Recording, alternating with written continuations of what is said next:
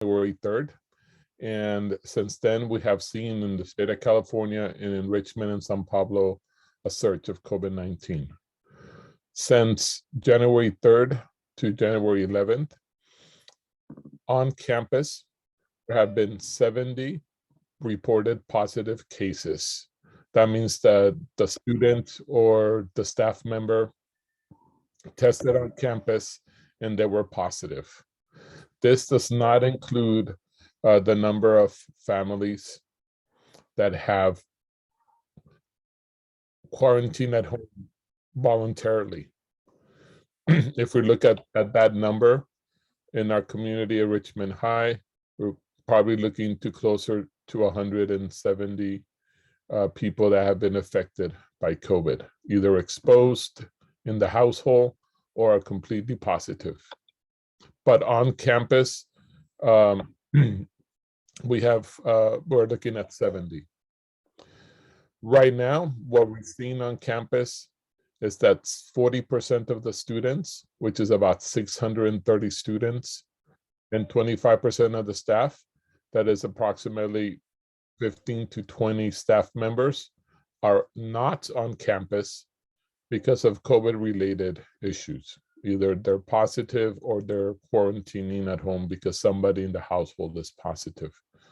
What does that mean to us is that on campus, we have approximately only 850 students in the last 2 weeks. One thing that families are doing, and they're doing a good job of communicating with us, is when they're deciding to keep their student home because they're being exposed, or kept their student home because they have anxiety or some kind of concern of the spread of COVID. We'd like to thank those families for being proactive. The other thing that I'll mention again, one of the reasons that your students might be telling you that there's classes in the theater with Mr. Hillier or Mr. Hatcher is that we have seen an increase of teachers being out due to COVID-related sickness or quarantining. Next slide, please. What also do we know? We know that PRC tests are limited and are hard to get. Either you're going through your doctor or you're going to the district testing centers in the 3 areas. For us, the closest one is at the district office. They will continue to test. Additionally, on campus, we are doing the rapid test every Wednesday for students and staff. They need to make sure that they sign up online, download the app for LSA, which is the testing company, and then they only have to do this once, and students can test every Wednesday. If the student is a student athlete, there is an additional test that is given on Mondays, which is also a quick test for them to be able to participate in athletics. One of the heaviest burdens that we have after our families being sick at home is a staffing shortage. One of the things is when we have 19 teachers out, we could have up to 5 to 7 classrooms in the theater because there's not enough substitutes in the district. And right now, we're having some of the same problems that every other school is having.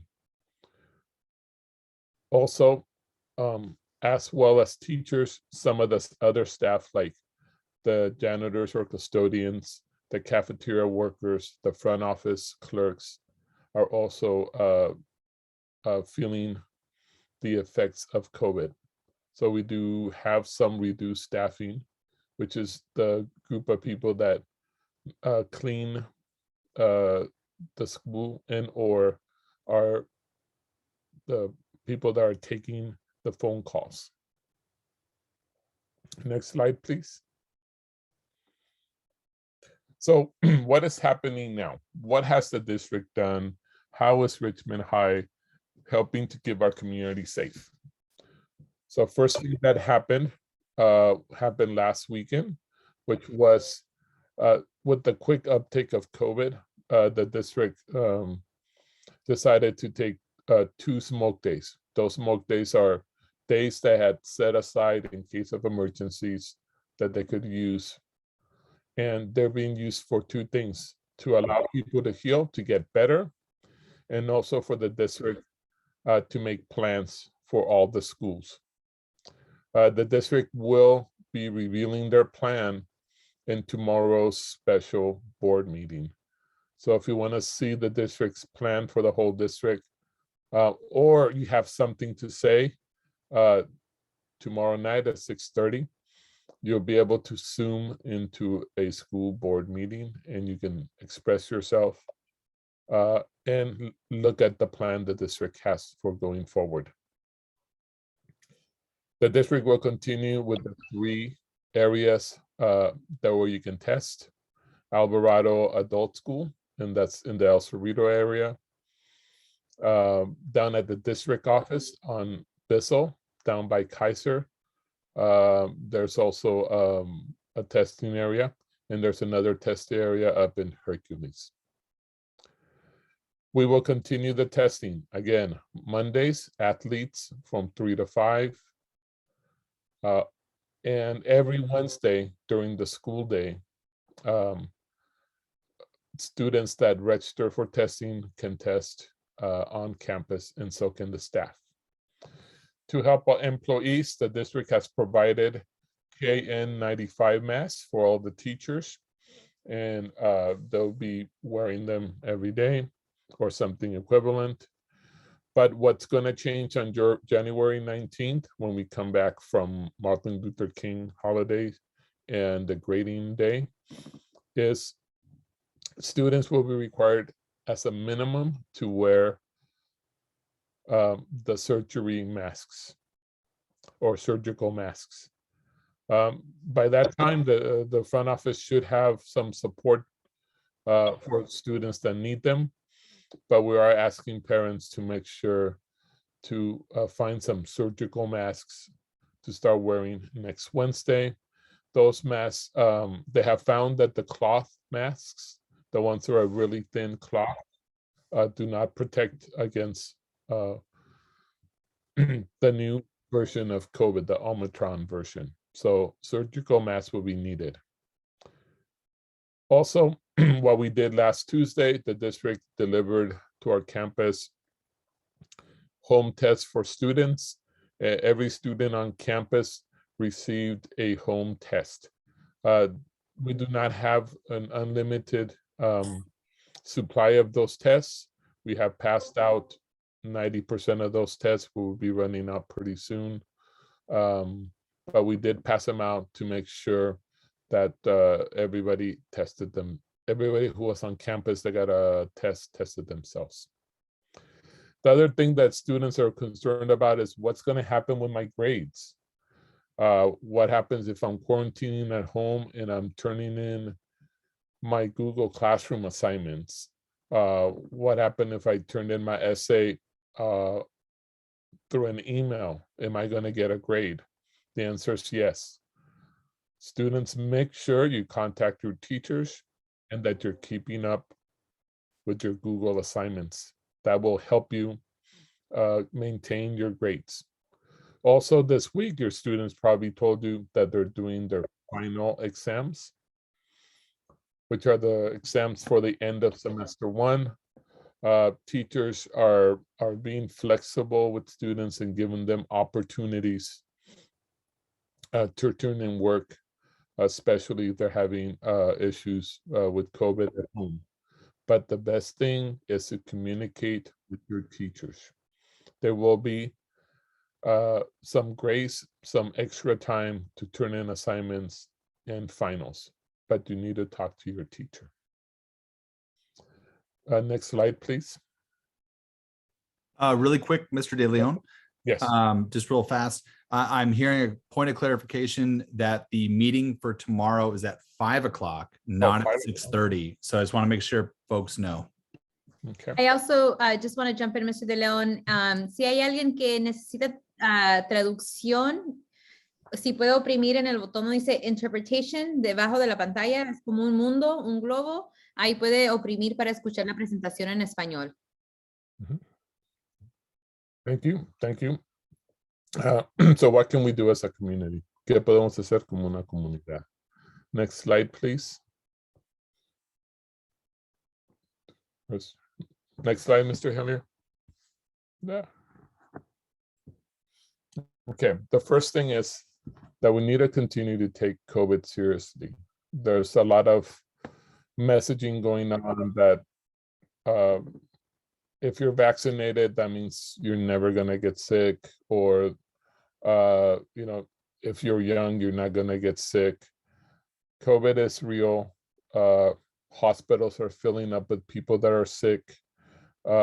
If you know somebody, when they get COVID really good, it's no joke. It hits not just the person that's sick, but the whole family.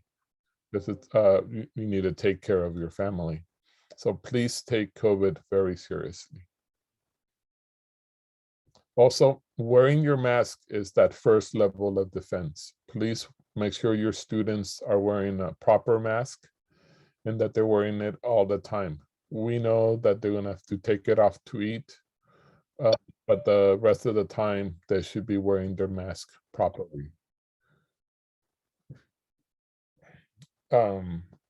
Also, please help us by staying home if you're sick, if you have COVID symptoms, if somebody in your house has full COVID, stay home, make sure you're clear, let us know.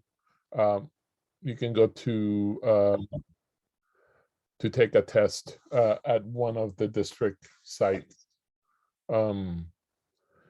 If we still have the COVID tests, you can have a friend or come and pick up a COVID test for the students until we run out. But staying home helps your family and helps other students. And also, one thing that we have seen on campus, students should not be sharing food or drinks. I know they're your friends. I know that your friends don't want anything bad for you, but don't share food and drinks with your friends. And also, make sure when you guys are talking, have your masks on. It is very, very important. And this means not only when you're in school, but while you're walking home or you're walking to school. Remember that COVID is 24 hours a day, not just at school. All right, what if student has to stay home? First thing is, please email us at askrhs@wccusd.net and let us know what's going on. If they've been exposed to COVID, if they have a positive COVID test, if they have COVID symptoms, please let us know so we can better support you. Different things that are happening at your house, we have to take different actions. If you report there is a positive case that your student has COVID, we need to report that to the district nurse to make sure they track that. Please remember that the usual quarantine time is 10 days. Please make sure, if possible, to take a test at day 5 and keep an eye on your symptoms. Like I said, we will file a report with the district because we also report to the county. We need an accurate number of what is happening in our county. Your counselors also will contact you if you have COVID or if you need independent study program. Independent study is only for 10 days per ed code. So make sure that you contact your counselor to make sure that you not only get credit for the work that you do, it also help out when you turn in your work, the district for next year.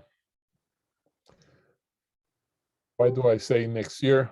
Just remember that the funding for the district is dependent on the students being on campus. Please remember, safety of your student is first, and if you need independent study, please contact your counselor because it is a COVID issue. Also, the front office will call you when the nurse says you can return.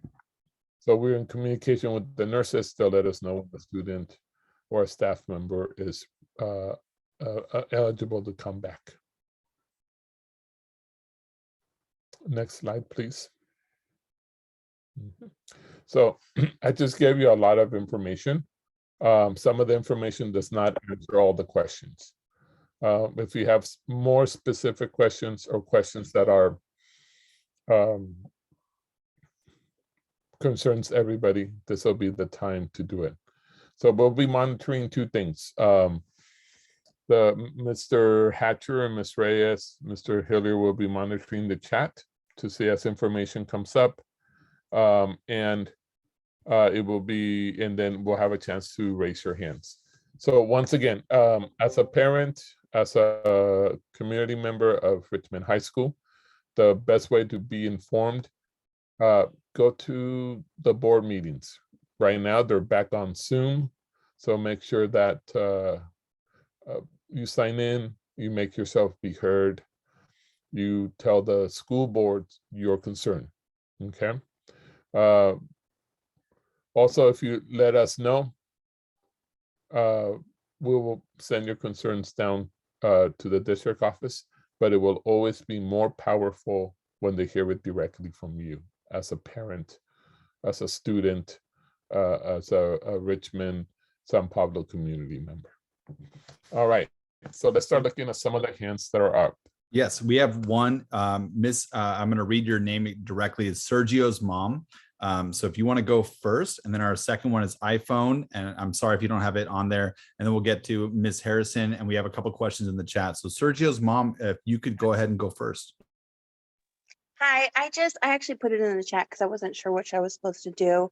But if our children are exposed, we're supposed to email ask RHS at WCCUSD, and then 2, notify that they've been exposed. And then after 5 days of staying home, if they have no symptoms and have a negative test, because what I'm told is that they're supposed to test on the 5th day of exposure. So if they, on the 5th day of exposure, if they have no symptoms or their symptoms have gone away and they have a negative test, are they okay to return to school on the 6th day, or do they have to wait the 10 days? Do you want me to chime in? Yeah, so correct. Please email ask RHS. That is the best way for us to get that information. And then the office will call you and ask you some questions like, was it a direct exposure? Are you having any symptoms? On the 5th day, if there are no symptoms and you test negative, let us know. You can email us again at AskRHS or come straight to the office to show us your negative test, and we will clear you. Okay. What if the child has symptoms but tests negative? Then I would say you want to wait a couple more days and take a PCR test. That's the symptoms is the thing that is a little scarier because it's not always detected on your rapid test. And so by then I would recommend, if you still have symptoms and you're testing negative, I would recommend going to get a PCR. That one before returning to school. Yeah. Okay. And what if it is positive or negative? How many days do you wait until you can return? So if you are positive, the nurses usually will tell you that it is 10 days from the day you started feeling symptoms. The big thing is no symptoms and a negative test. But if you have one or the other, you probably will have to do the full 10 days. Okay, perfect. I'm just wondering, I did send an email to RHS just regarding doctor's appointments, different things like that for my son's other issues. And I didn't get a response back, so I'm wondering what the turnaround time is and if I should just wait or I know you guys are super backed up. I'm not saying, but I'm just trying to ask the question for all the other parents in case they want to know, Oh, especially if they have a cough or. yeah, if they have a cough, that's it's best to wait for the PCR test to return, and then Okay. let us know what the result is. And if it's positive, we'll reconnect you with the nurse to give you more direct information. Awesome. Thank you so much. Thank you. iPhone, if you'd like to ask your question. Yes, hi. My name is Mary Castle, and I am AJ Oliva's mother. And my question is, do parents have the option to put their kids back in distance learning if they feel like it's just too much anxiety with their kids going to school? Do we have that option? At this time, we asked the same question as administrators to the district. There's an Assembly Bill 130 that canceled any type of distance learning.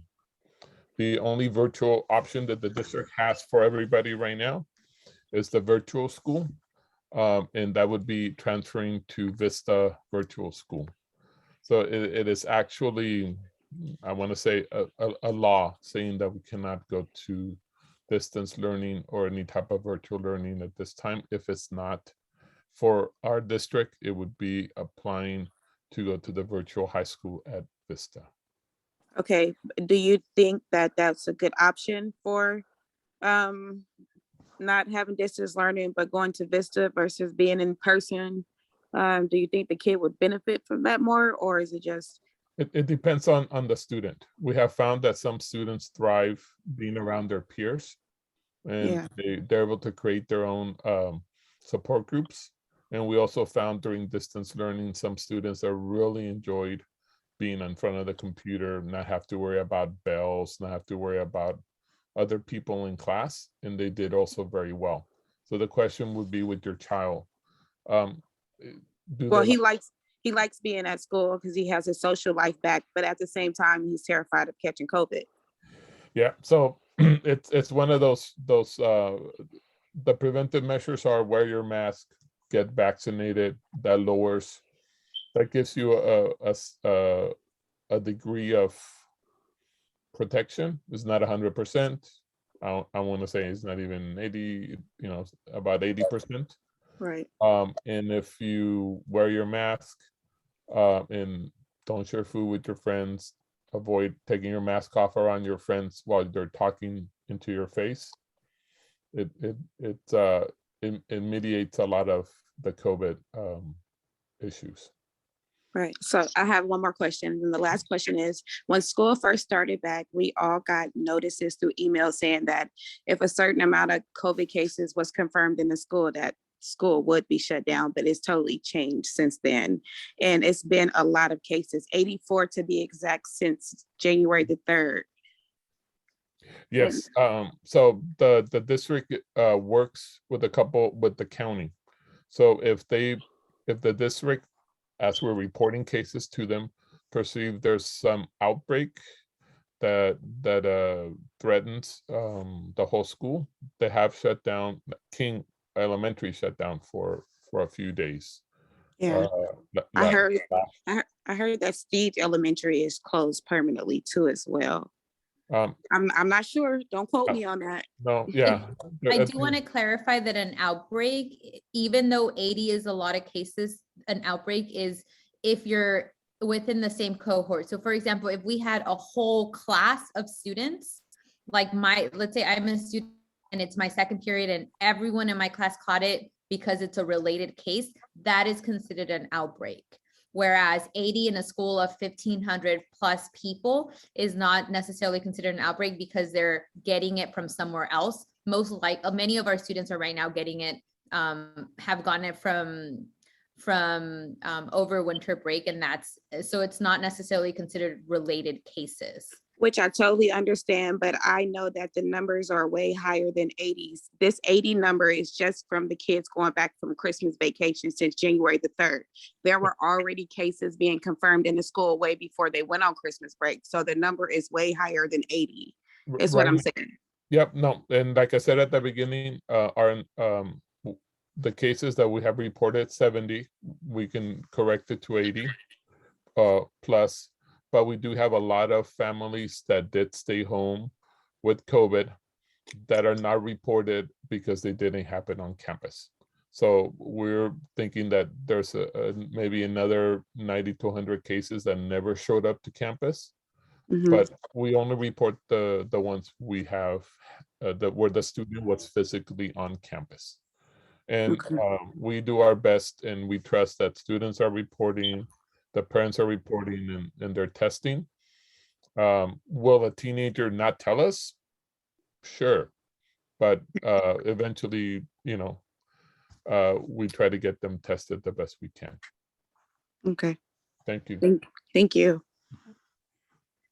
Ms. Harrison? Hey, y'all. Good evening. How everybody doing?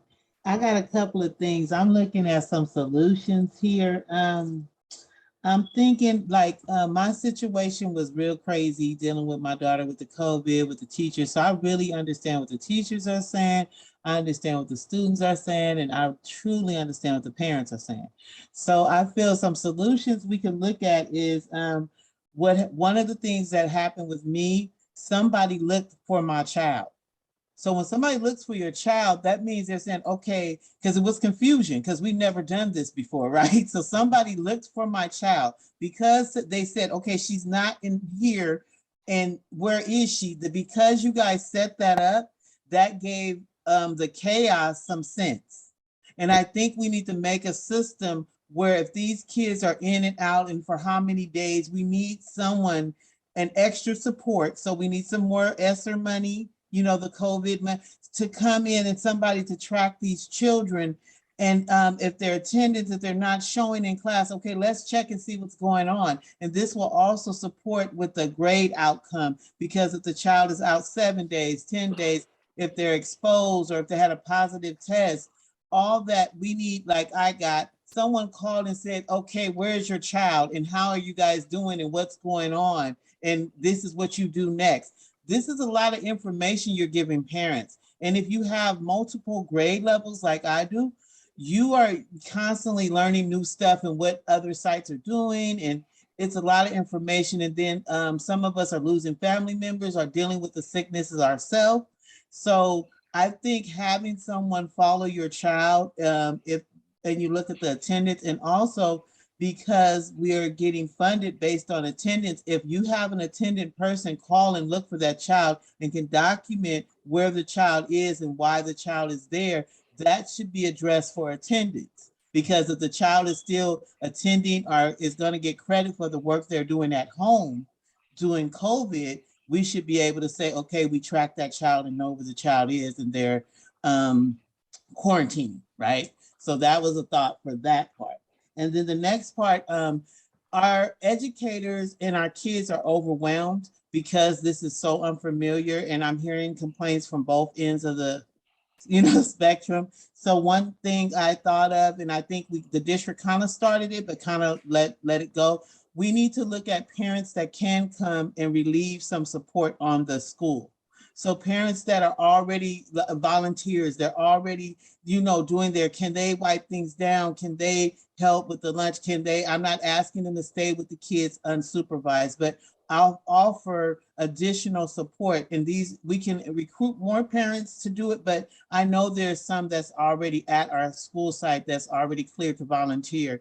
Looking at those parents and increasing that number of parents that can come in and do little things so the educators can do the big work and the little detailed stuff and safety is addressed. And I think that would support the environment, not only for the educators, but for the students to see their parents and community people that can volunteer be involved. So those are some thoughts for solutions.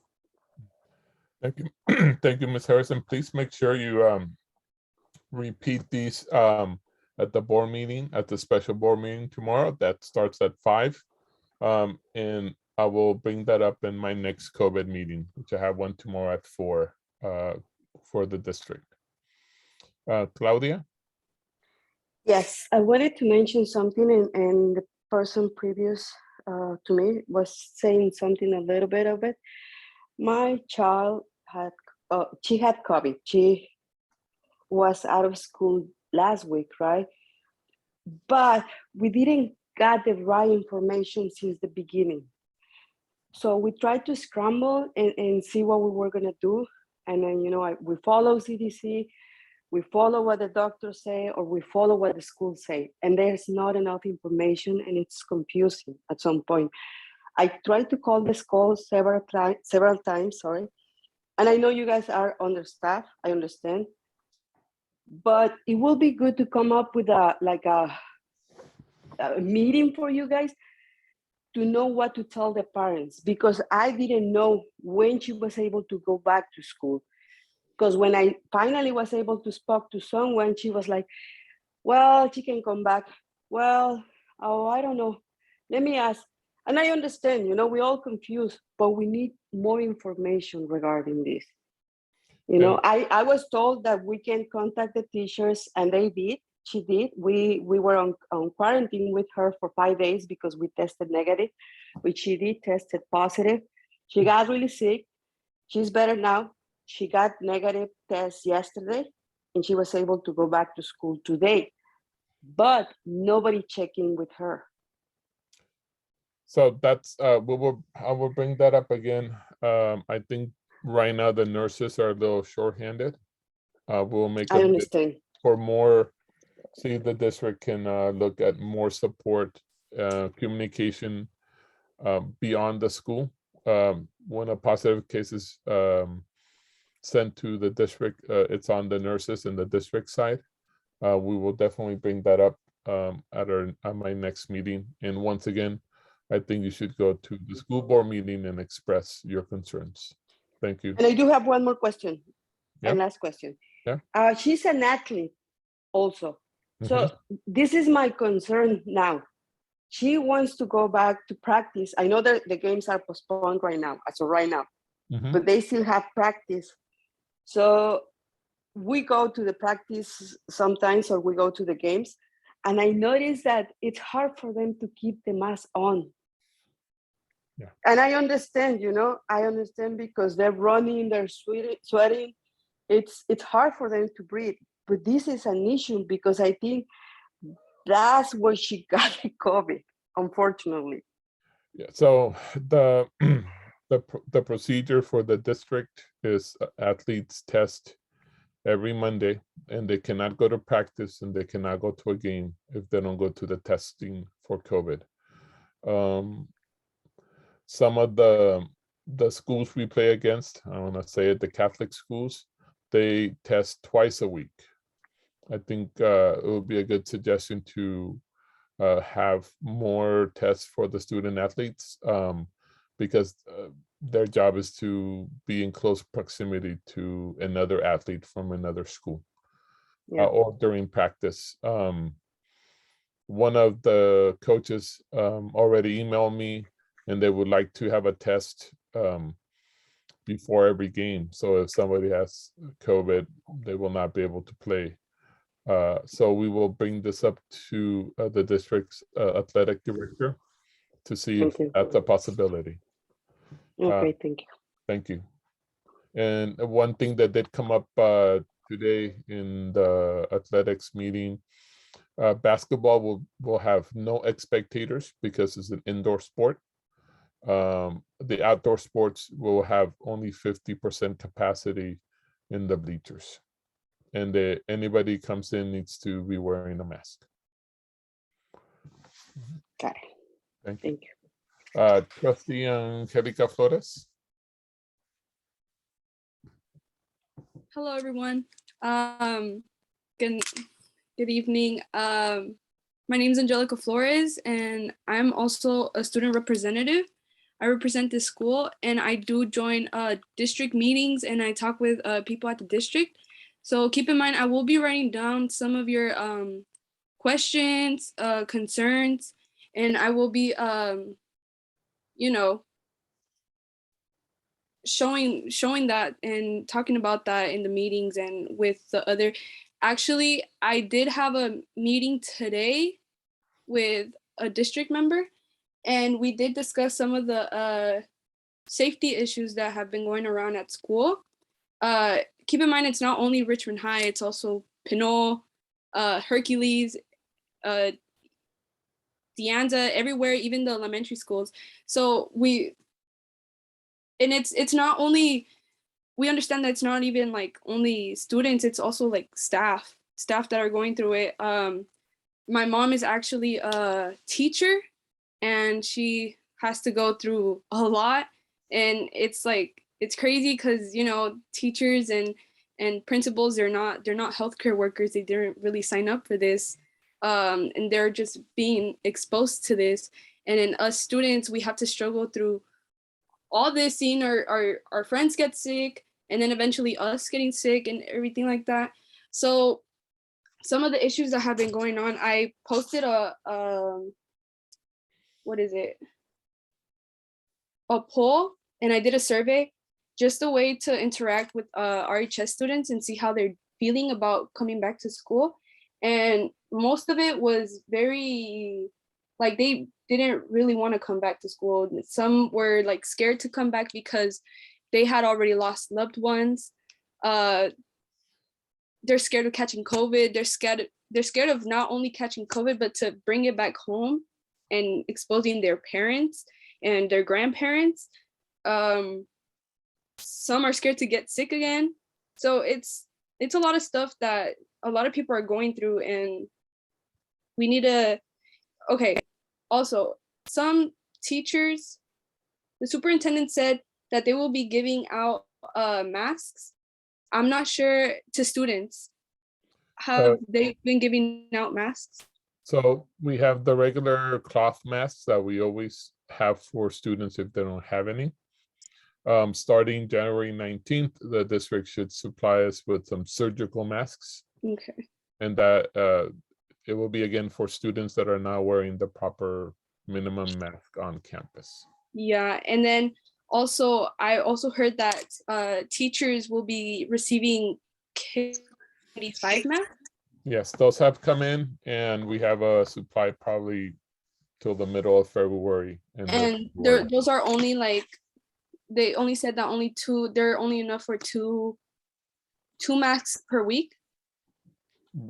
Something like that. I think right now what we have is 1 mask a week.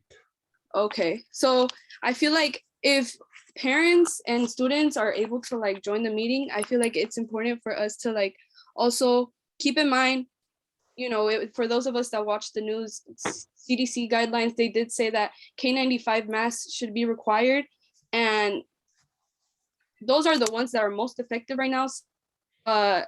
Omicron spreads very easily. Only K95 masks work up to like a certain amount of hours. So if anything, they should be providing K95 masks for students and staff in order to be even safer. Like, yeah, like 1 per day. Each I day agree. a new mask, and that's what we need.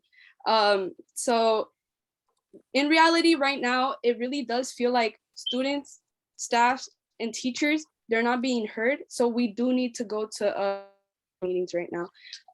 It's really important for everybody to go, because they're not really, it really feels like our safety does not matter to them. And what else? I also have one question from someone that couldn't make it.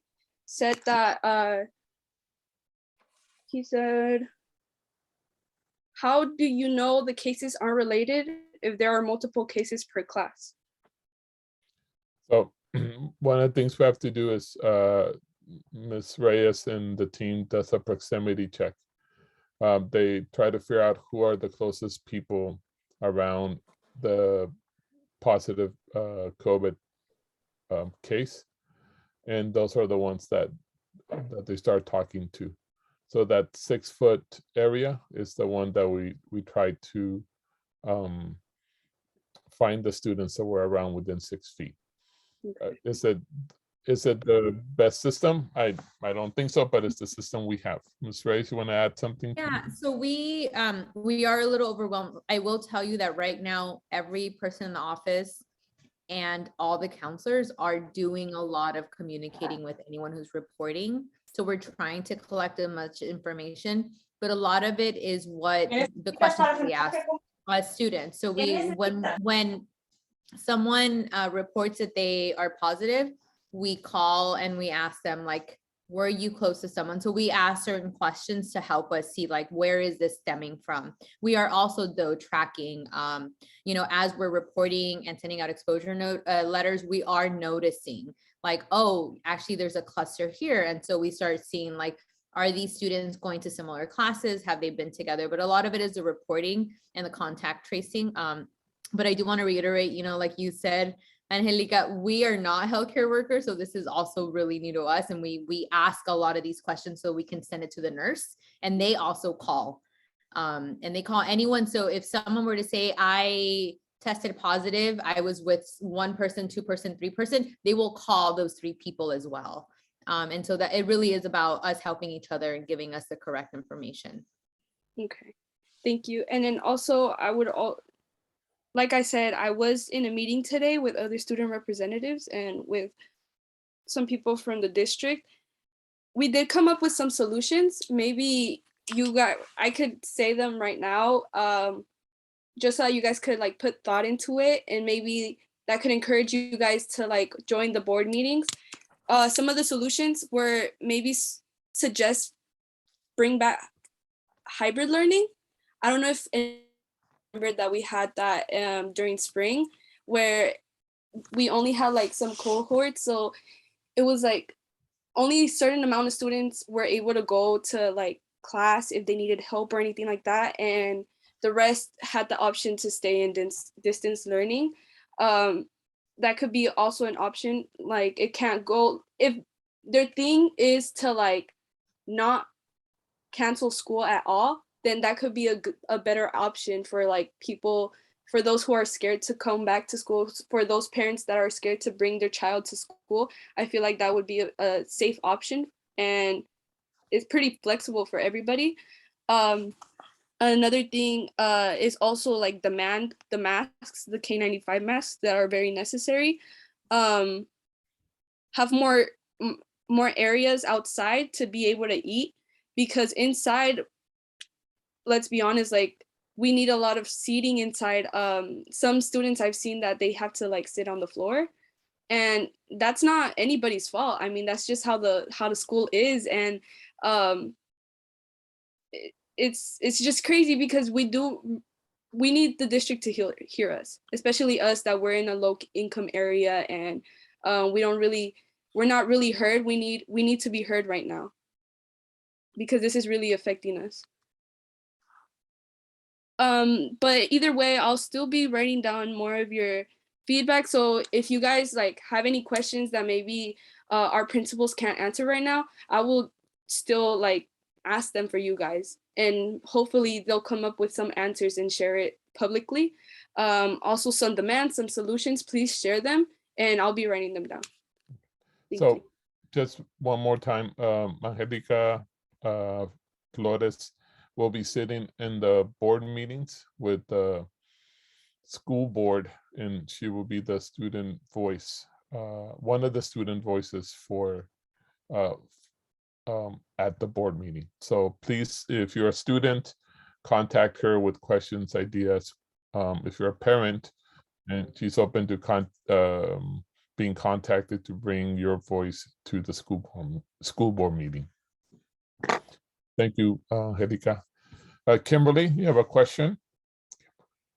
Kimberly's iPhone.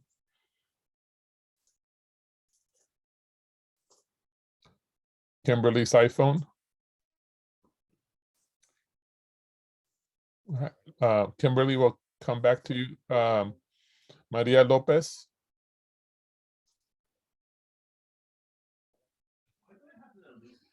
Sí. Buenas noches a todos. Buenas noches. Ok, buenas noches a todos. Pues igual que todos han mencionado, me gustaría que la información se actualizara porque pues yo no he tenido la desafortunado momento de que alguien se contagie en mi casa ni de tener este tipo de situaciones, pero sí he tenido personas cercanas que lo han pasado. Pero lo que ahorita me incomoda o me tiene en duda es el procedimiento que está llevando el distrito. Una persona que yo conozco, su niña, supuestamente estuvo expuesta con un niño que dio positivo y le dijeron que su niña tenía que dejar de ir hasta que le hicieran la prueba. Hasta ahí todo bien, ¿verdad? Pero ella tiene 3 niñas. Entonces le está diciendo, entonces no tengo que traer las otras 2 y para hacerle la prueba a las 3 porque comparten el carro, comparten el cuarto y pues al estar expuesta a una se supone que están expuestas a las otras 2, ¿verdad? Y la respuesta del director fue no, solamente la que estuvo cerca del niño. Las otras 2 no necesitan faltar a la escuela ni hacerse prueba del COVID. Entonces, esto para mí está fuera de lugar y el director dijo que esto era algo que eran nuevas reglas del distrito. Entonces, estamos viendo que hay un alto índice de contagios y cómo es posible que den esa respuesta cuando no solamente tenemos a veces un niño en casa, tenemos más de un niño. Y si uno estuvo expuesto, pues por obvias razones uno le entra la duda si los demás están expuestos. Entonces a mí esto me suena como que el distrito no quiere que los niños falten porque pierden dinero en la escuela cada que falta un niño a la escuela. Entonces, ¿cuál es la información real o cuáles son realmente las reglas que está dando el distrito para estas situaciones? Eso a mí me gustaría saberlo porque pues yo tengo 2 hijos en diferente escuela y pues si uno se expone, pues para mí al vivir juntos nos estamos exponiendo todos los demás un poco y tenemos que hacernos la prueba. Entonces, ¿quién está diciendo la verdad? ¿El director o si es el distrito el que está diciendo esto? How was we supposed to get to the translation of that? Because I switched over because I don't want to have to wait heck long to get here what she said. So do we gotta, was I messing up? Was we supposed to switch to English to Spanish to translate? No, there's a button at the bottom. It'll say English with a little circle, EN, and then you can click that to Perdón, pero flip no estoy over. escuchando la respuesta. Como estoy en traducción, no tengo la respuesta, perdón.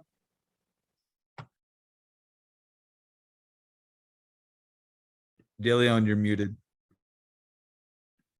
So, give me a second. We have a technical question from a parent that wants your statement translated into English. Okay.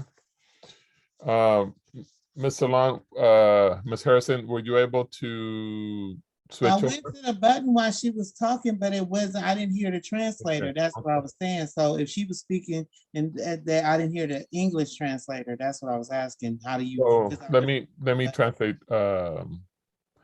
She stated she wants to know what's the real question.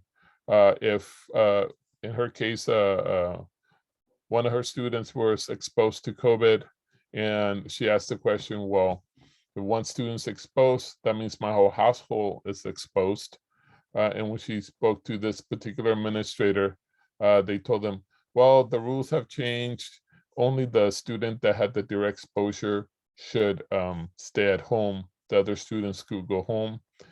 And her question is, what's the real answer? Are we trying to get students to stay at school because it's related to funds and money to the district and to the schools, or are we really trying to keep our community safe? So the root of her question is, what game is being played pretty much? Is it keep students on campus to get the money, or be safe? So my answer to that is, I think it's gonna be both. I'm not the right person to give you exact answers, but the board meeting and through our trustee, you can ask that question. We want the students to be safe. If you ask me if your student is exposed and they bring it home to you, are you also exposed? I would say yes, but then you also have to follow the procedures. Take the test to make sure everyone in your household is negative, because that's how you keep your household secure. And then you can make the decision. We can tell you, oh, send your students to school, because that's our guidance. But at the end of the day, you are head of your household and you need to protect your family. So the answer is both. Yes, it has to do with students being on campus because there is attached money to it, but also you also need to continue taking care of your family and use what is available to the district, which is the COVID testing on campus or the COVID testing at the district office or at Alvarado Adult School in order to keep your family safe. It's not the best answer, but it's the straightest answer I can give you.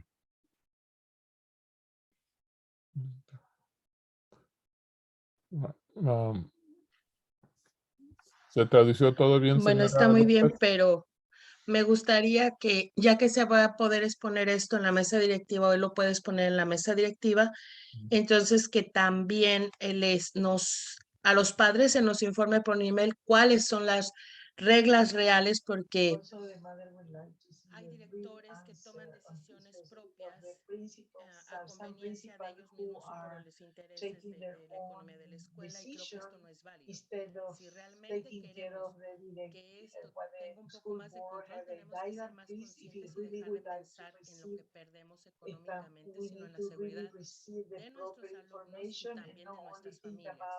Porque al enfermarse un padre de familia deja de trabajar y eso afecta a esa familia. Entonces, creo que sería bueno que se nos dé un email donde estén las reglas establecidas en general para todos y no lo deje el instituto a discreción para los directores, porque estamos exponiendo a nuestros niños y nuestros niños son irresponsables. Exacto. Entonces vamos a poner esa pregunta al distrito. So basically, what the parents looking for is, where can I go look at the guidelines so I can have the same information that the principals have on how to navigate COVID.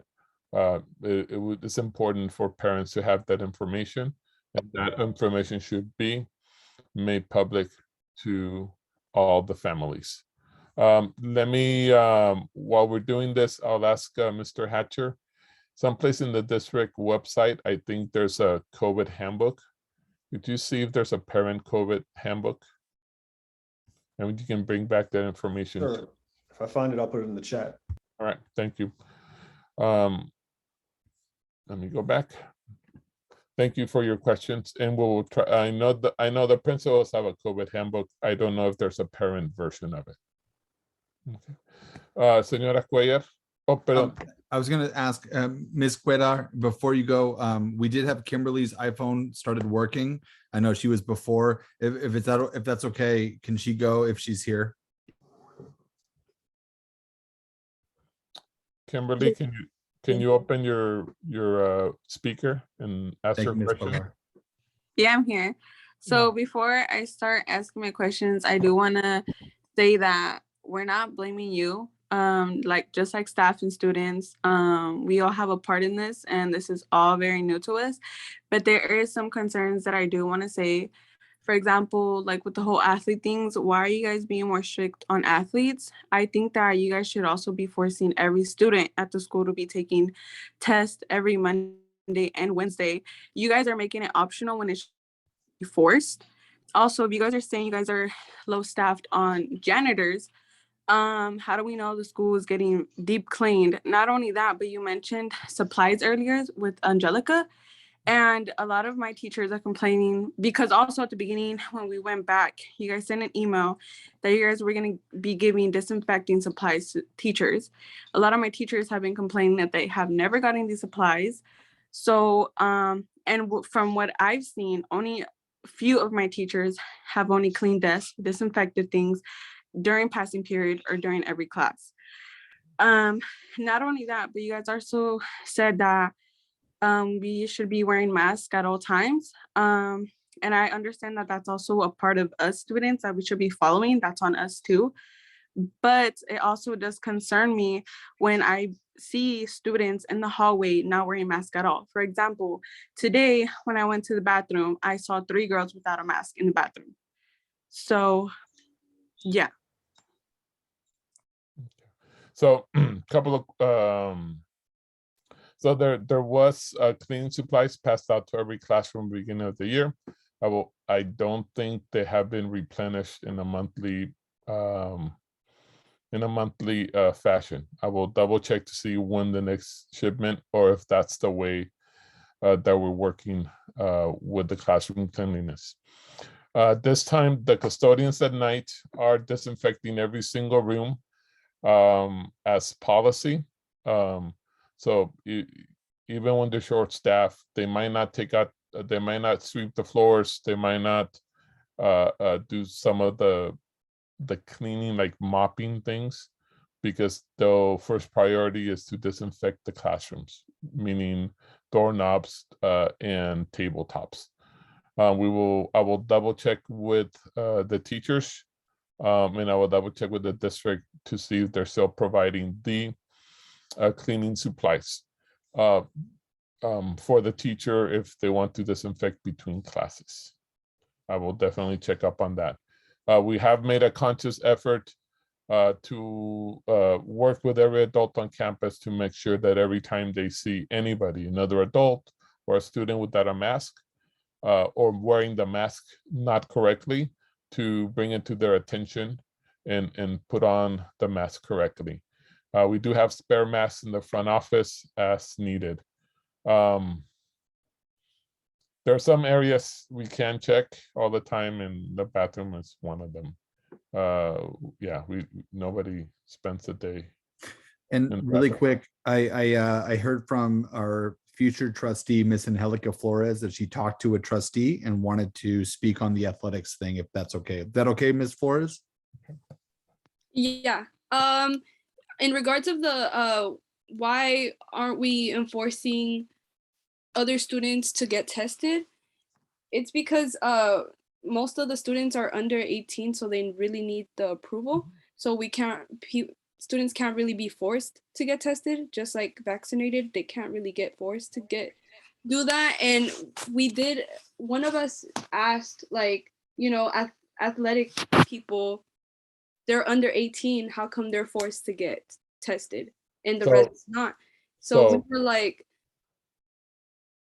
so that's one solution that we are putting, like maybe demanding the district to make it like for the public, because we do know that athletics are being forced to get tested. Why can't the rest be tested? So that's why that could be a solution. We could demand it to the district. So just addressing it to the district, that's the only solution.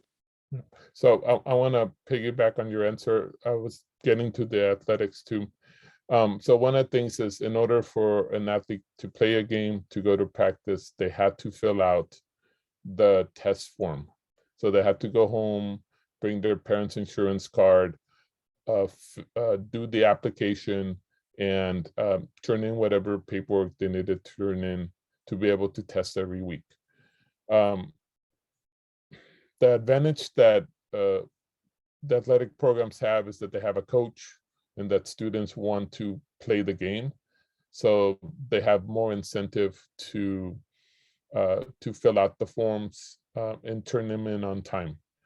The question is, how do we get more than, I want to say 700 people to voluntarily bring in their insurance card, whether it be Kaiser, whether it be Blue Cross, whether it be Medi-Cal. I think we have the personnel to help them upload the information so they can be eligible to test on Wednesdays. A lot of it has to do with how do we get our students to bring the information from their parents to upload. So I think, Angelica, you can help us with that. Just a company will not test a minor without parent consent. And the way things are,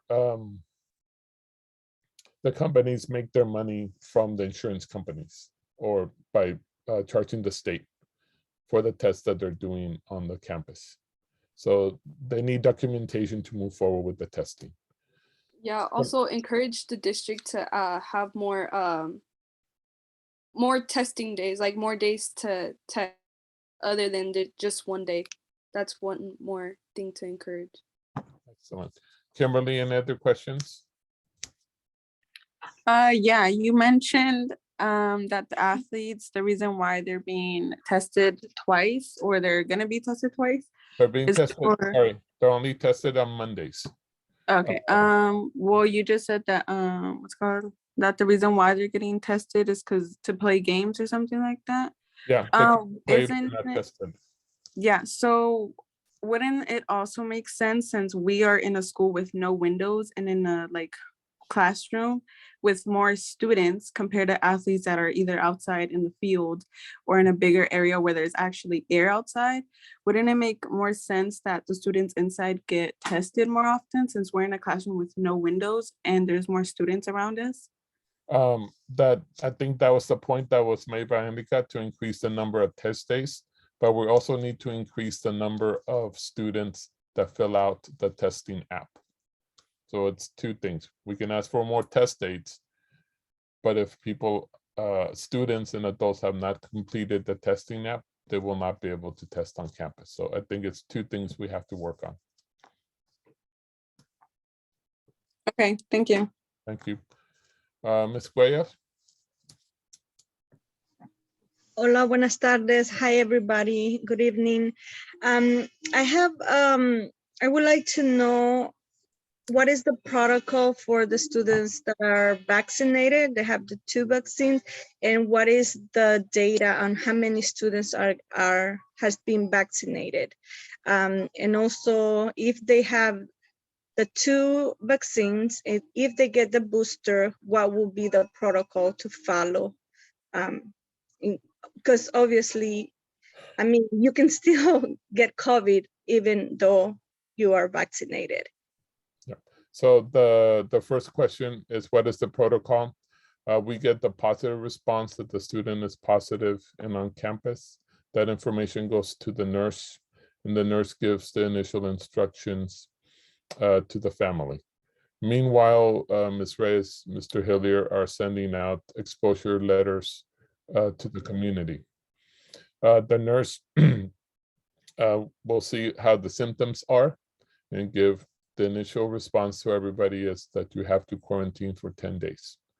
The suggestion is that after day 5, if they have no symptoms, and they're fully vaccinated, they can go and get a test. Right now, a rapid test will suffice. And with a negative rapid test and no symptoms, then they can contact the school and let us know, hey, I don't have any symptoms, I have a negative test. How can I get cleared to come back on campus? So it would shorten from 10 days to maybe 6 or 7, but if you are positive and vaccinated, it's still a quarantining of at least 5 days to let the symptoms go through and take another test. Your second question, oh my goodness. How many students have, so we have started a campaign in December of collecting COVID cards from students. Again, this is a process that the students do through their computer, where they have to upload a picture of their card or upload the QR code that they're registered with the state. Right now, we have had approximately 850 students that have completed that work. The community workers were calling the students that had not uploaded their COVID cards or to find out if they're vaccinated or not. We have pulled them away from that right now because they're helping to call the positive cases and the immediate COVID needs that we have for contacting families who might have COVID or have been exposed. Right now, my best number is around 850 reported COVID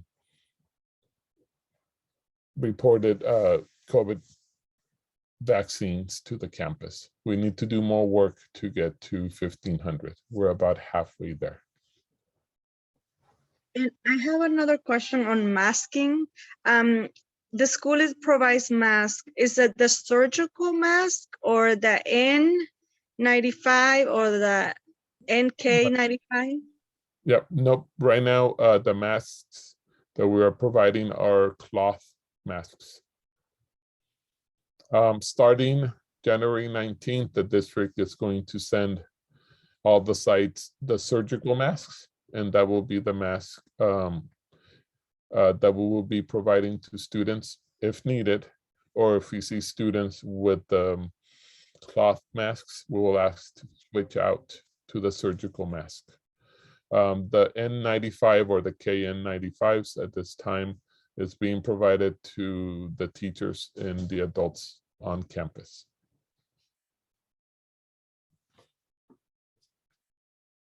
Okay. Is that any other questions, Ms. Cuellar? No, just thank you. I know it's a lot, but I think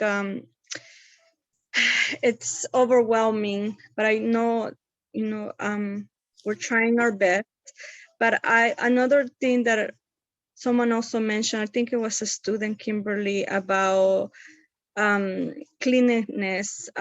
We need to make sure, I mean, the school is big and we know, I'm so happy that it's gonna be reconstructed because my daughter will not take advantage of that, but the future generations will. And for me, it's amazing that this is gonna take place. And thank you, everyone. But we need to keep working and we need to advocate in the school because that's what I like for us to do in school. We need to speak up, and also we need to go to the board meetings and talk to our trustees that we need to take action. Thank you, everyone. Gracias a todos.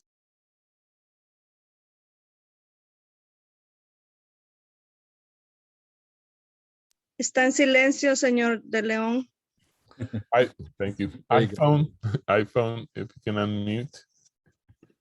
I don't have the number on that one. Just iPhone. Let's see if they. iPhone, you have your hand up. Hi, I'm Jose. I have a kid who goes to the school, and I just want to know what are you guys gonna do about this walkout they're having on the 14th because they're feeling unsafe at school.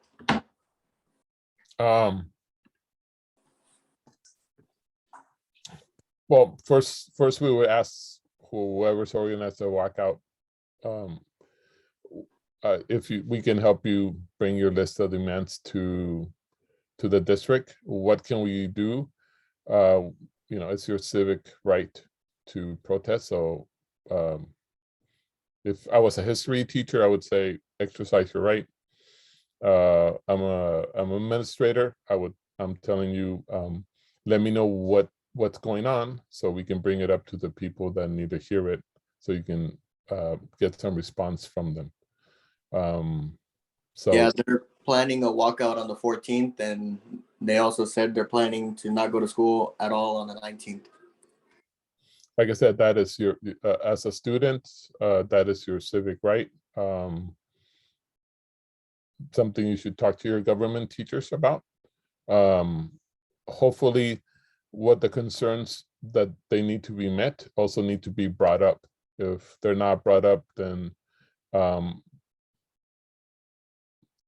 the CV walkout, the walkout has less meaning. So you have to have a list of demands or a list of change that you want to see. So I would recommend that you make that public and send it to the school board and make your voice be heard at the school board meetings as they're coming up. Also, why are you guys taking so long to notify parents about exposures of students at the school? Because my kid, he got exposed last week, but we didn't know until 4 days later that he got exposed.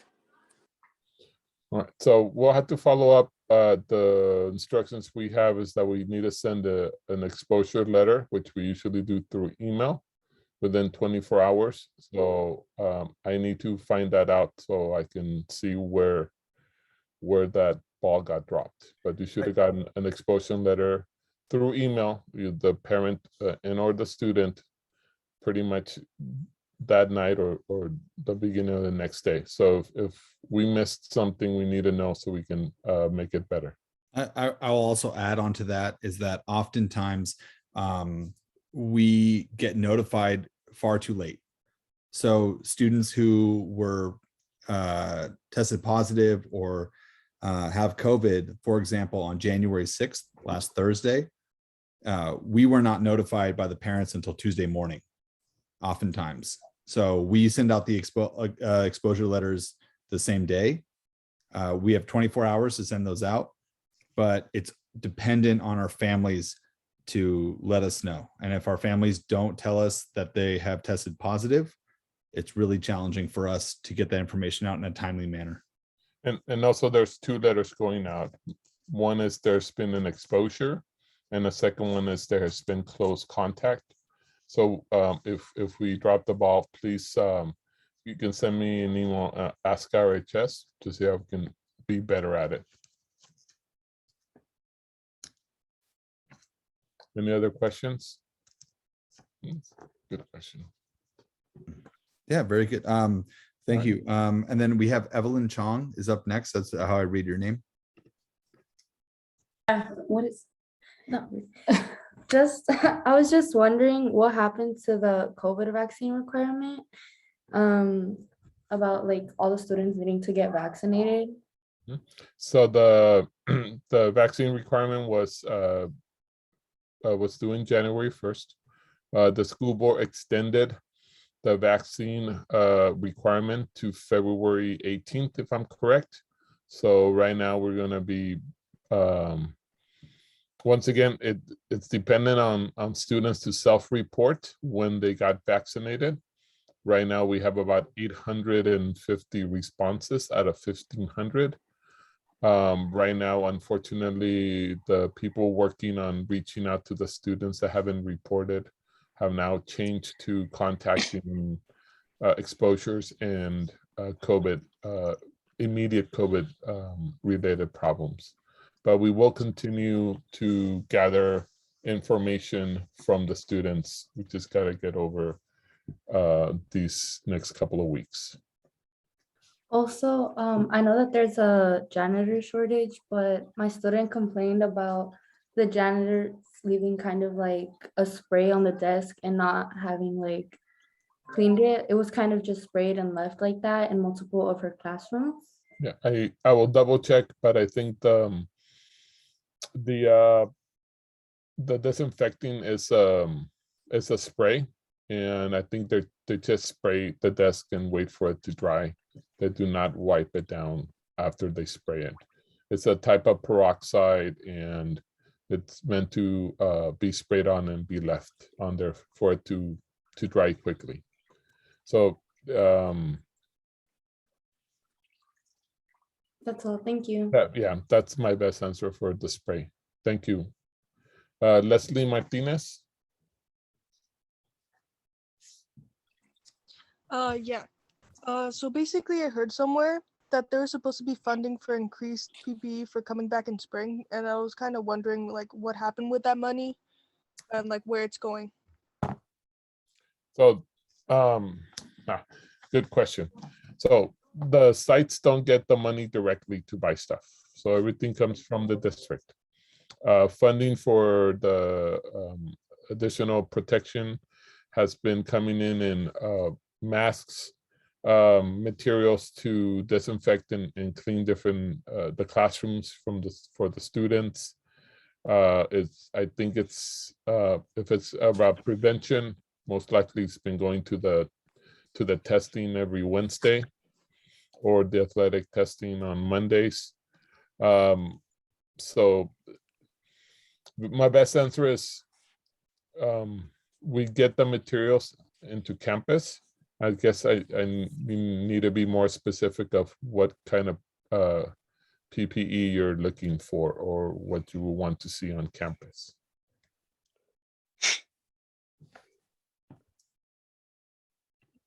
Leslie, do you have some specific things that you would like to see? Like, for example, one thing that we're working right now is replacing the hand sanitizers in the hallways. Somebody destroyed them and we have to put them back together or get new ones.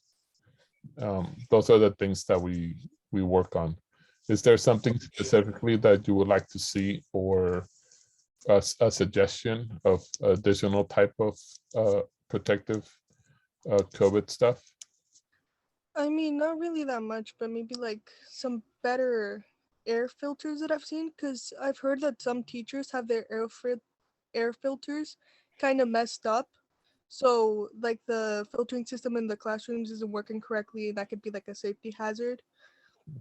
And also I think somebody else said it, but like more testing at school, like more than once a week, because I feel like having it just once a week is kind of like difficult to deal with, because it's like if you have symptoms but you can't get like the testing anywhere else, you have to wait until Wednesday, and it might be like more exposure to other people. Mm-hmm. Right, so we'll put those two down. As far as the classrooms, there's two air filtration systems. The first one is the HVAC, which brings air through a filter system into your classroom from outside. And the second one is the air purifiers. We are working with the custodians to check the air purifiers for functioning. We have one maintenance person to check approximately 100 rooms. So they make their rounds to make sure that in the air purifiers, the filters are clean and working. So if you see in your classroom that there's a concern with the air purifier, please let somebody in the office know so we can send the maintenance person over to see what the issue is. If it's the air purifier filter is dirty, or if it needs to be changed or if it needs to be reset. So please let us know right away. Like I said, we got one person for every room in classroom, for every air filter in school. Let us know. If you let us know, we'll send somebody over. Okay, will do. Thank you. Thank you. Same thing for the bathrooms. Bathrooms are clean when you get to school at 8 o'clock, but after 60 people use it, let us know if they need additional help. Claudia, do you have a question? Yeah, just one more thing regarding the test. Is remember that if you do the rapid test, once you have the COVID, it's gonna come negative in most of the cases. But if you do a PCR, it's gonna still show up with COVID because the COVID is still on your system. Okay. So that's something to pay attention to, because it's something that we learn through all this process. It's just the PCR is going to show that it's probably going to show that you still have COVID, even though a rapid test is going to show negative. It's something to have in mind, because if you require a student to have a test, which one is it going to be? Got it. So on campus, we only do the rapid tests. So if you go off campus and get a PCR at one of the testing centers, you might get a different response. I think no, that's fine. That's fine. But that's okay for you guys. Just the rapid test that shows negative, right? Right. Yes. The district only requires the rapid test, but the important piece is if it's negative, if you have tested positive, after 5 days, if you don't have symptoms and you have a negative rapid test, then you can consider coming back. We say 5 to 7 days. That's the new guidelines. But the important piece is if no symptoms and you're vaccinated. So it's different. If you're not vaccinated, then you have to do all 10 days. If you have symptoms but a negative test, then we say you still can't come back. So it depends case by case. Yeah. But the rapid test is the one that we use. Okay, yeah. Thank you. And one more thing I want to say, sorry. No, okay. But I think all of us parents, we should understand that it's not just the staff responsibility to educate. It's us as parents to educate our kids and make sure that they understand they have to follow the rules and the procedures that they've been told because it's for their own safety. Just wanted to clarify that. Thank you. Esmeralda? Yes, hi. Hi. So my question is, would it be better to close, like, let's say 3 weeks, make sure we're fully staffed, we have a better plan in place, and then bring everyone back to school and start fresh? That taking, steps after step, wouldn't that make more sense?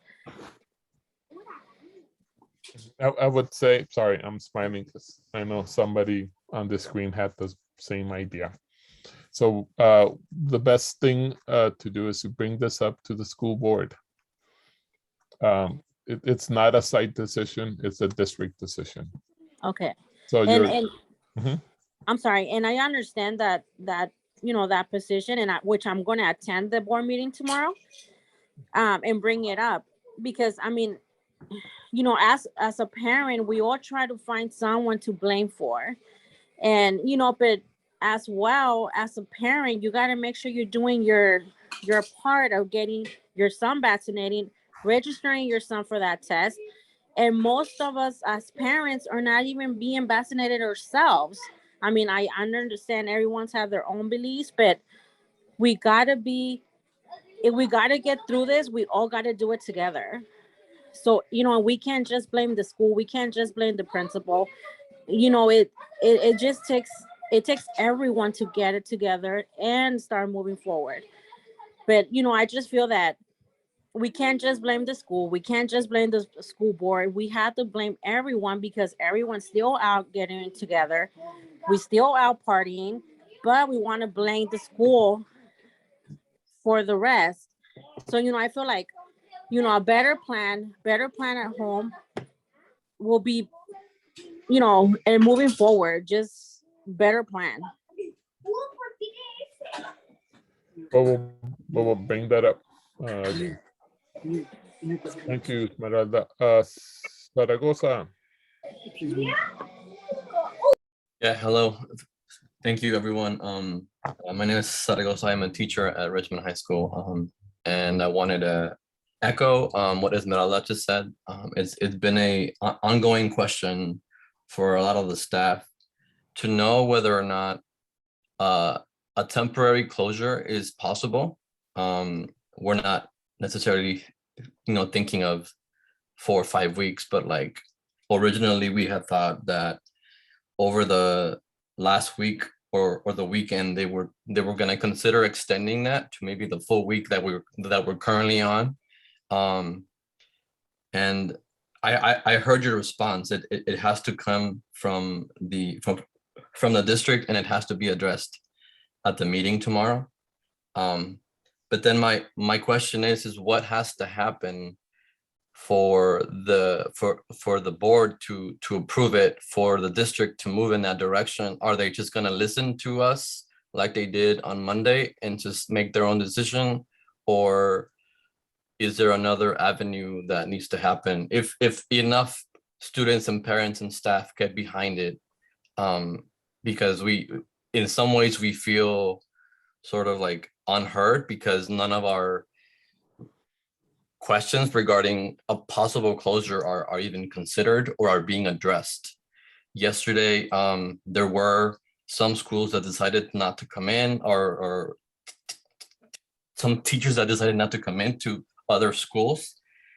And the email that the superintendent sent out never addressed why those teachers talked about that or planned to not come in. This idea of not feeling safe was never addressed, and so that felt like a big disrespect to the teachers. And I don't know, I know it's a complex thing, but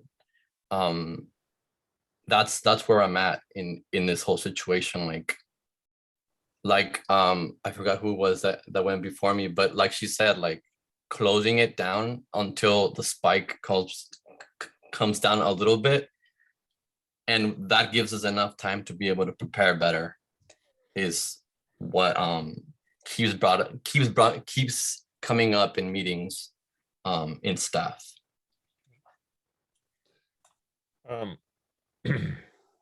So I have a lot of answers for you, but I have only one official answer.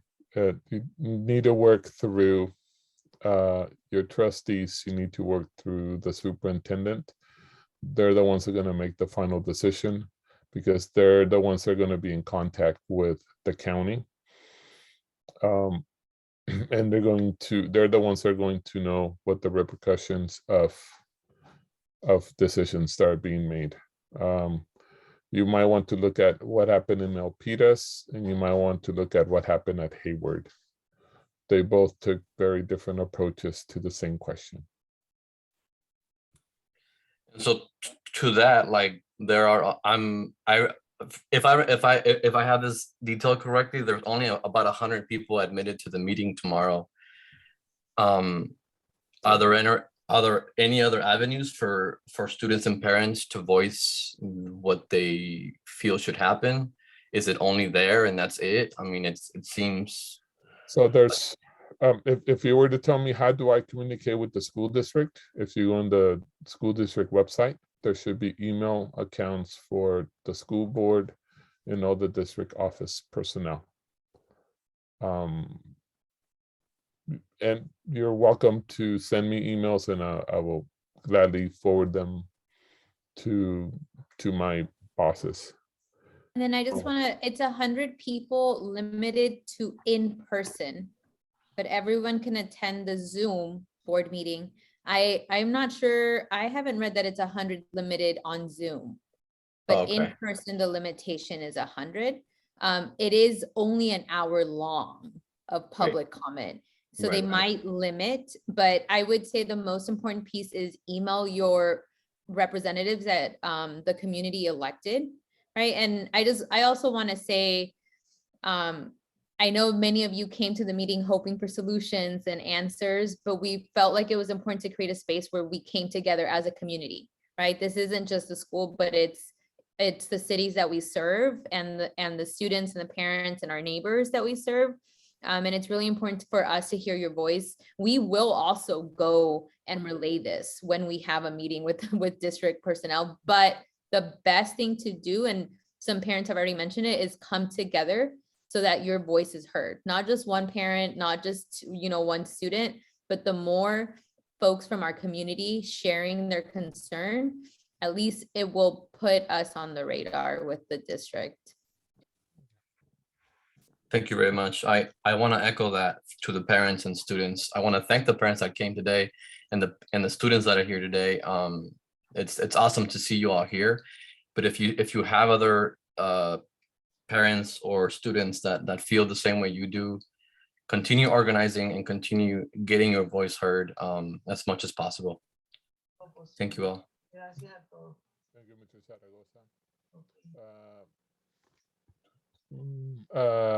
Jordan Espinosa has had Yeah. their hand up. Jordan Espinosa, and then from there will be Alejandrina. Hello. Jordan.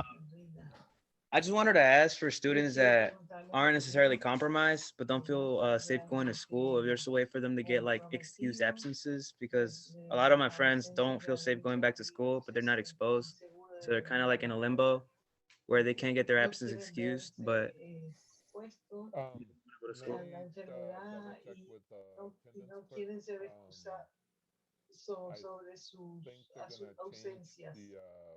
Designation from a U, which is unexcused, to a Q, which is a different designation, meaning that you are taking care of yourself and your family, it will be seen differently.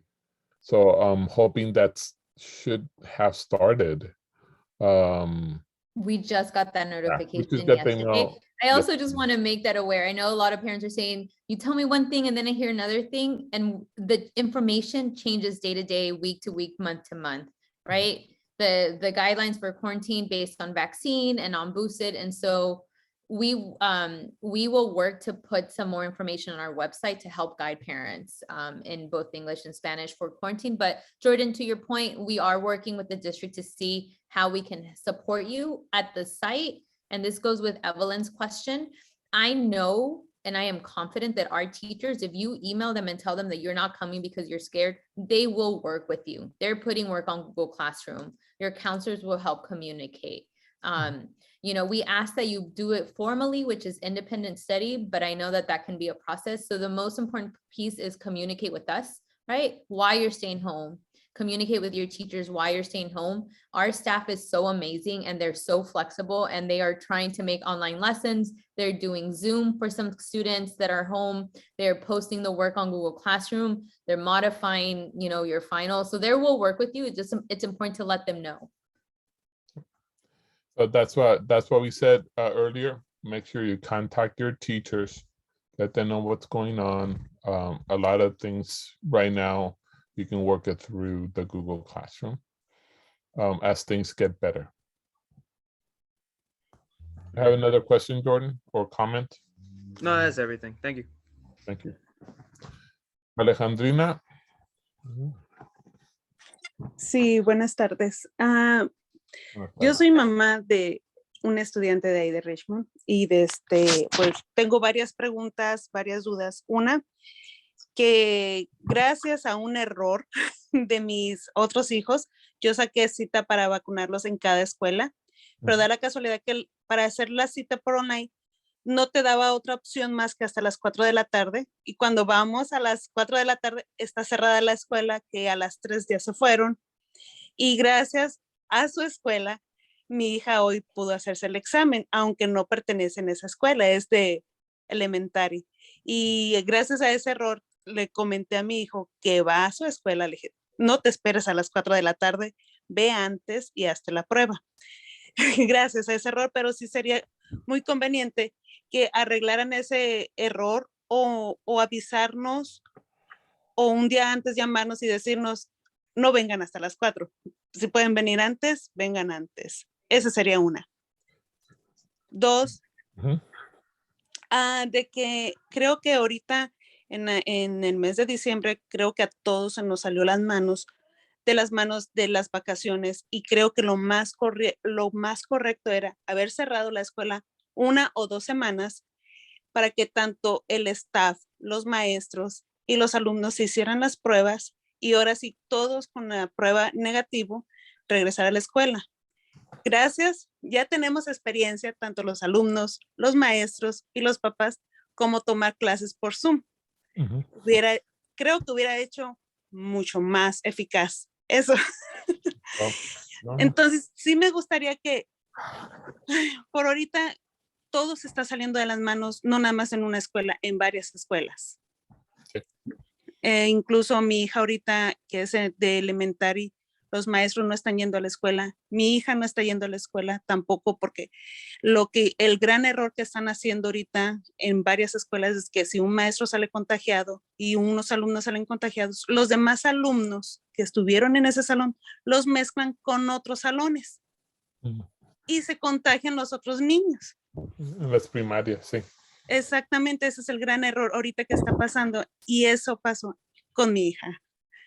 Entonces, mi hija no es negativo, gracias a Dios, pero ese es el problema que tenemos ahorita en el elementary. Con ustedes estoy hasta ahorita bien, pero el único problema fue eso, de que no estuvimos organizados, de tomar la consideración de que, ¿sabes qué? Vamos a cerrar 2 semanas o 3 semanas, y en ese transcurso, padres, por favor, lleven a sus hijos, o tal día la escuela va a estar abierta para que vengan y se hagan el examen.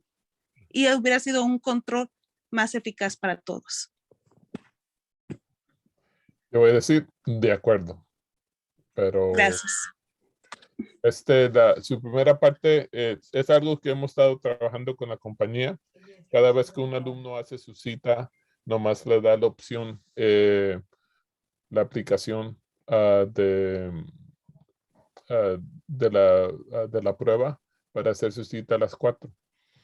Lo que dijimos a los alumnos y lo decimos por el vocero de la escuela es hagan su aplicación, ya que llenan su aplicación la primera vez, no importa que pongan a las 4, pueden hacer el examen a cualquier tiempo del día. Lo hacemos saber por el vocero de la escuela.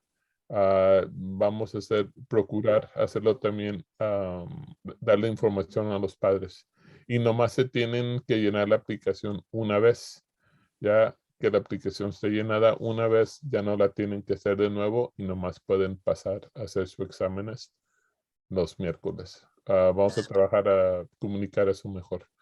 Ok, eso nada más aplicaría en la high school No, o en cualquier escuela. En cualquier escuela, nomás se tiene que hacer el app una vez. Ok, sí, gracias. gracias. Y no deberían de necesitar cada vez que quieren un examen, llenar el formulario. Nomás se llena una vez. Lo que pasan los alumnos, dan su cumpleaños y de ahí lo encuentran en el sistema y le dan el examen. Ok, muchas gracias. Then the question was related to the COVID testing and the app, because when you fill out your app for testing, it tells you the only time available to test is 4 p.m. We make announcements at school over the PA saying that go ahead and make your appointment for 4, and then you can just show up and do your test on Wednesday anytime during the day. You only have to fill out the application once, and between 8 to 3:30 every Wednesday, you can do the test at any time. We will continue working to communicate that better to the parents. And then she also wanted to put forward the idea of, she thought it would be a better option to close the district down for 1 week, 2 weeks, and during those 2 weeks that every student will get a chance to take a COVID test and not be able to come back to school until that test is negative. It would have given the staff or the schools a chance to test every single student. So that was her suggestion. And Alejandrina, de nuevo los invitamos a la Junta del Concilio Escolar para que usted pueda darle sus opiniones. De todos modos, nosotros vamos a pasar la palabra. And I'm also encouraging her to go to the school board meeting to make her suggestions. All right, Ms. Gil Garcia. Gracias. Gracias. Hi, so I'm a teacher at Richmond High School, and I just had a clarifying question. So what I'm hearing from Ms. Reyes around parents not wanting to send their child to school because they feel unsafe is that a queue would be marked. However, I did have a student who very frantically and contacted me today, saying that the office staff told them that they would be, if they were gone for more than a week, that they would be getting in contact with law enforcement around like a court order around their attendance. And they were very concerned about that. And they were not the first person who told me that they were threatened with attendance from our school. And so I'm just very concerned about these mixed messaging, and I want some clarification on that, because there have been students who have been out the entirety of the semester and to my knowledge have not been court ordered or anything like that. And so I'm not sure where that messaging is coming from. Yep, and we will double check with the front office on their messaging. I would say in a regular school year, there is a process called SARB and SART that is a progressive attendance discipline program that the district has that can end up in court after so many steps are being followed. I will follow up with the front office staff on the messaging that we're giving to the parents that are calling in.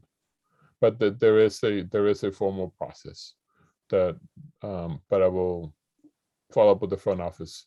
I don't think it is in place right now unless there is some abuse of the COVID procedures happening. We will follow up on that. Thank you for bringing that up to our attention. Thank you. So just to be clear then, it is okay for parents not to have their children in school for this week if they have concerns around COVID? Families can choose to keep their students home. They would please send us an email to ask RHS. And then we encourage those students to contact all their teachers to make sure that their final and their work is completed. So yes, families can choose to do it. And Mr. Hillier can put the email addresses for Mr. De Leon, myself, Mr. Hillier, Mr. Hatter in the chat. We are always available. If something doesn't sound correct, or just something sounds concerning, or you're confused by something that someone in the office is saying, you can reach out to us. We're here to support you. There is a lot going on, and I do think that sometimes the messaging gets confusing, but always reach out to us. I will say that most of us were pretty good with email. Email is probably the best way to get a hold of someone at the school. Awesome, thank you. All right. Mr. or somebody monitoring the chat before I go back to Ms. Cuellar, is there anything in the chat that we haven't answered or at least addressed? I think we addressed most of it. Ms. Reyes, anything you see that we weren't able to? There's some concerns about finals. Some of these might be certain classes. Some of these might just be as well as messaging. I would say, one, if you are sick or exposed or having symptoms, don't be concerned about coming to school for finals. We will work with you. If you are concerned about catching COVID and this is why you're staying home, again, communicate with us and communicate with your teachers. We're trying to work with teachers to help them come up with creative ways to administer the finals, to make a plan with you to maybe go back and change your grade once things settle down and you come back to school. It is new for teachers too. And so they're also trying to figure out, how do I change the plan and still support students that aren't there? They have students that are there. They have students that are sick that can't do it. And so we're trying to work with them to get them ideas. But if you feel like there isn't some flexibility and you are home because you're scared, reach out to us so that we can work with the teacher to come up with a plan for you. Again, the important thing is communication. If you feel like you're not hearing from the office or an administrator, your teachers are also, you have at least one teacher that will come to our office and say, hey, such and such student is trying to get a hold of someone. They need support. There's an adult on campus that is always at least there to advocate for you and to be able to communicate with us. Reyes, can I just add, and I would say if it's an issue about finals and grades, to include the student's counselor in the email, so the counselor can help work with the teacher and help advocate, because at the end of the day, it could be the counselor that the teacher is going to issue a grade change to.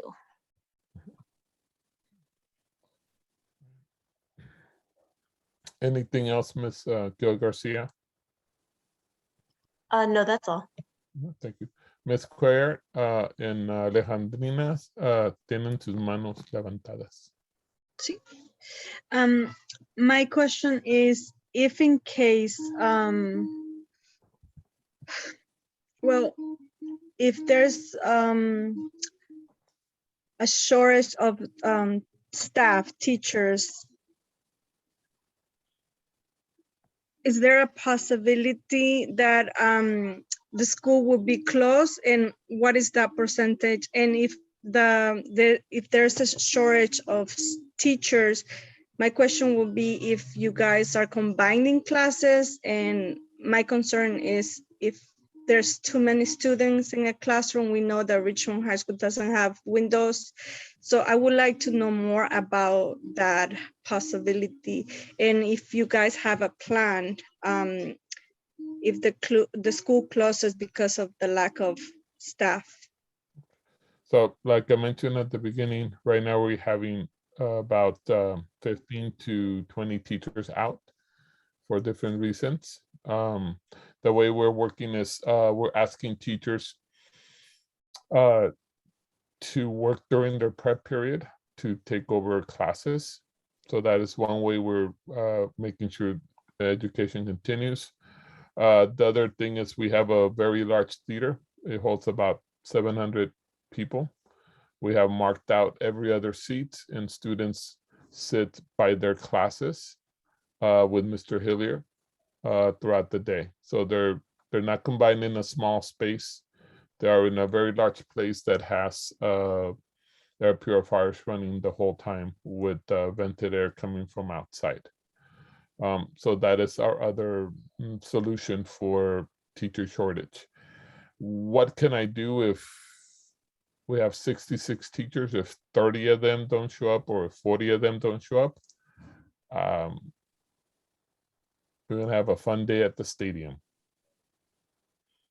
I would have to keep the students. I would not do it inside the classroom. I would do it in an open ventilated area for them to be together. The hard part is what are their students doing from the Google Classroom? And it gets a little bit complicated. If a teacher's out, they're supposed to leave a lesson plan with work. And then we're supposed to help that student access that work on campus. We've been able to be okay, not to be great. We're okay with teachers not being on campus. If more teachers are out, we will not be okay. It will be 800 kids outside. And I'm going to teach math, Ms. Ray is going to teach English, and Mr. Hillier is going to teach history to 400 people at a time. And Mr. Hatcher is going to teach PE. I don't have a good answer for you. We're hoping we don't get to that. But if I hear something, I will let the community know. And I understand, Senor De Leon, but I would like for that to be communicated with us, the parents. So if there is 800 students, I mean, I'd rather my daughter to be here at home. Yeah, no, I agree. I mean, and also, well, to have like material, that she can do at home, which is, challenging because I've been on my daughter, like, do your homework, don't procrastinate, because this is challenging as it is. Yep. And on top, I know our children are going through so many things at school, in our houses, because I mean, it's a lot, like economically, emotionally, it's a lot. So, but I understand what you're saying, but please communicate with us, because I think that's the key. And it's up to us, the parents, if there's no teachers, that if we want to go get our children's, there's an option too. So there's I'll call it, there's a chain of command. We'll check what's happening on campus. We'll send it out to our executive director, which then will go out to the assistant superintendent, which then will go up to the superintendent. So as soon as we find something out, we send out the information to the right to our managers, to our bosses. And as soon as they give us an answer, we'll distribute it down to the community. So thank you so much is there any other hands up? No, just Ms. Guaya. Sorry, Ms. Guaya, did I answer all your questions? Yeah. Sí, gracias. Muchas gracias. Yes, thank you.